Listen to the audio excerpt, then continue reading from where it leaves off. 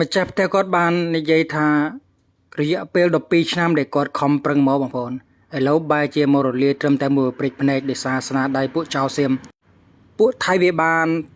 និយាយថាទាហានខ្មែររបស់យើងគឺបាញ់អត់មានមើលគោលដៅទេបាញ់ចំសេវែនបាញ់ចំប្រជាជនរបស់វាថ្ងៃនេះខ្ញុំមកឲ្យមើលវិញដូចគ្នាទាហានថៃក៏វាអត់មានល្អជាងយើងប៉ុណ្ណាដែរបងប្អូនវាបាញ់រកតែផ្ទះប្រជាជនឃើញផ្ទះរបស់គាត់នេះគឺខ្ទេចខ្ទីទាំងស្រុងហ្មងកន្លែងគាត់លក់អីវ៉ាន់កន្លែងបើកលក់គ្រឿងដេប៉ូលក់គ្រឿងសំណងផ្សេងគឺខ្ទេចខ្ទីអស់បងប្អូនហើយថៃវាចេះតែចោតយើងថាយើងបាញ់អត់មានគេហៅថាមនុស្សដែលអត់មានជំនាញចេះតែបាញ់បណ្រោះបាញ់ចំតែសេវែនបាញ់ចំតែផ្ទះប្រជាពលរដ្ឋហើយនេះគឺថ្មីដៃរបស់ទាហានរបស់ថៃ